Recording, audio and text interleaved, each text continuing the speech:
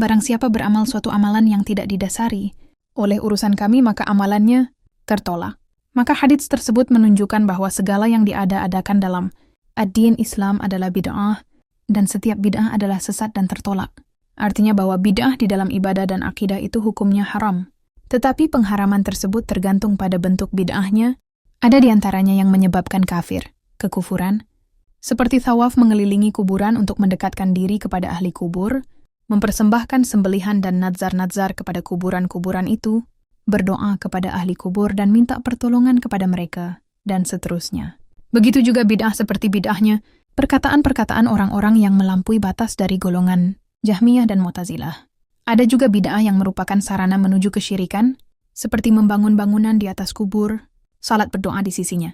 Ada juga bid'ah yang merupakan fasik secara akidah sebagaimana halnya bid'ah Khawarij, Qadariyah dan Murji'ah dalam perkataan-perkataan mereka dan keyakinan Al-Quran dan As-Sunnah.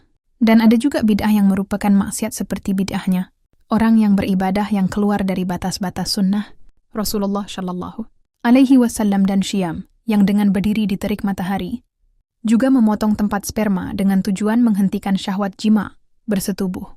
Kharatan. Orang yang membagi bid'ah menjadi bid'ah hasanah, baik, dan bid'ah syaiyah, jelek. Ia adalah salah dan menyelesaikan sabda Rasulullah Shallallahu Alaihi Wasallam.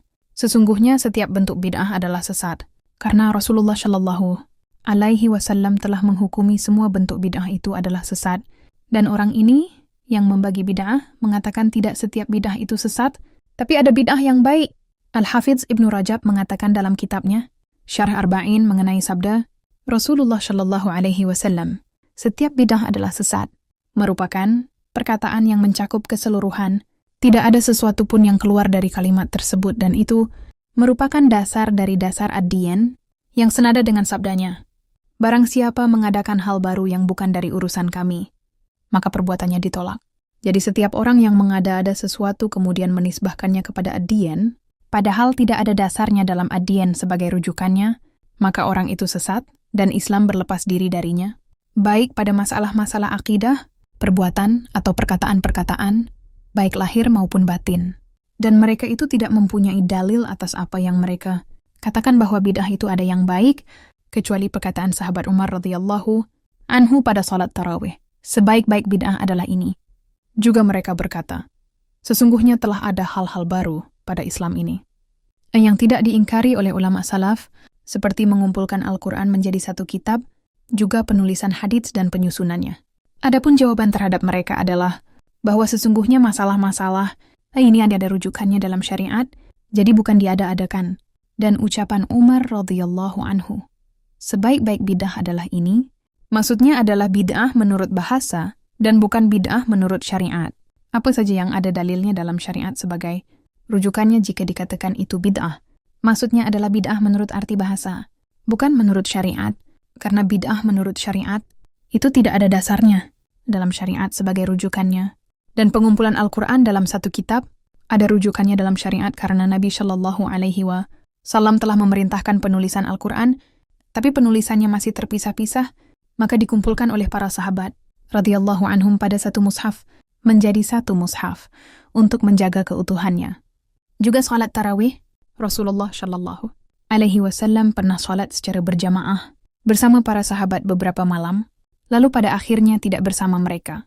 Sahabat khawatir kalau dijadikan sebagai satu kewajiban, dan para sahabat terus sahalat tarawih secara berkelompok-kelompok di masa Rasulullah Shallallahu Alaihi Wasallam masih hidup juga setelah wafat beliau sampai sahabat Umar radhiyallahu anhu menjadikan mereka satu jamaah di belakang satu imam, sebagaimana mereka dahulu di belakang salat seorang, dan hal ini bukan merupakan bid'ah dalam ad-diyan. Begitu juga halnya penulisan hadits itu ada rujukannya dalam syariat. Rasulullah Shallallahu Alaihi Wasallam telah memerintahkan untuk menulis sebagian hadits-hadits kepada sebagian sahabat karena ada permintaan kepada beliau, dan yang dikhawatirkan pada penulisan hadis masa Rasulullah Shallallahu Alaihi Wasallam secara umum adalah ditakutkan tercampur dengan penulisan Al-Quran. Ketika Rasulullah Shallallahu Alaihi Wasallam telah wafat, hilanglah kekhawatiran tersebut, sebab Al-Quran sudah sempurna dan telah disesuaikan sebelum wafat Rasulullah Shallallahu Alaihi Wasallam.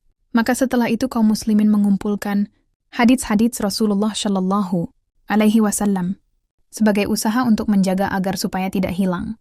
Semoga Allah Ta'ala memberi balasan yang baik kepada mereka semua, karena mereka telah menjaga kitab Allah dan sunnah Nabi mereka Shallallahu Alaihi Wasallam agar tidak kehilangan dan tidak rancu, akibat ulah perbuatan orang-orang yang selalu tidak bertanggung jawab. Kata bid'ah sering menjadi tema polemik keagamaan, terutama dalam dekade terakhir ini.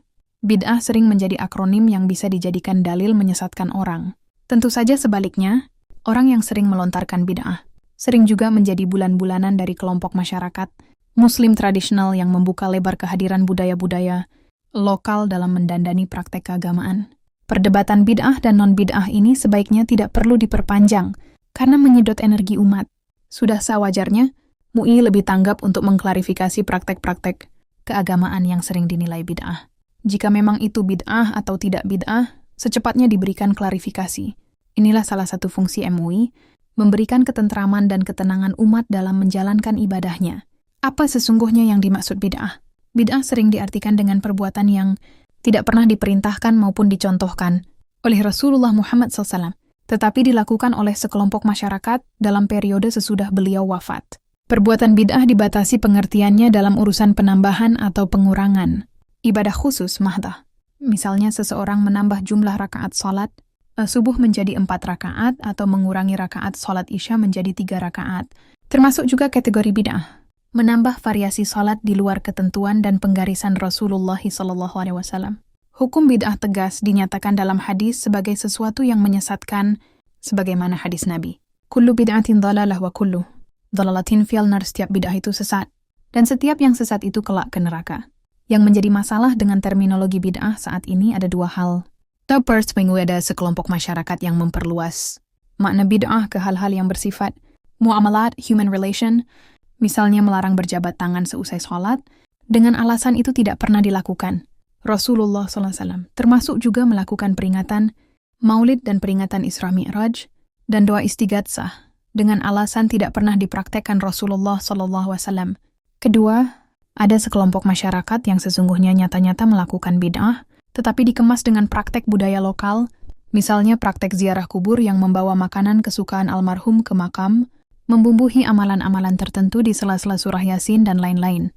Bahkan ada yang sesungguhnya sudah masuk kategori praktek mistik atau syirik, tetapi masih dianggap sebagai bid'ah hasanah, tradisi positif. Bid'ah hasanah atau bid'ah mahmudah dipopulirkan oleh Imam Syafi'i dan murid-murid serta para pengikutnya.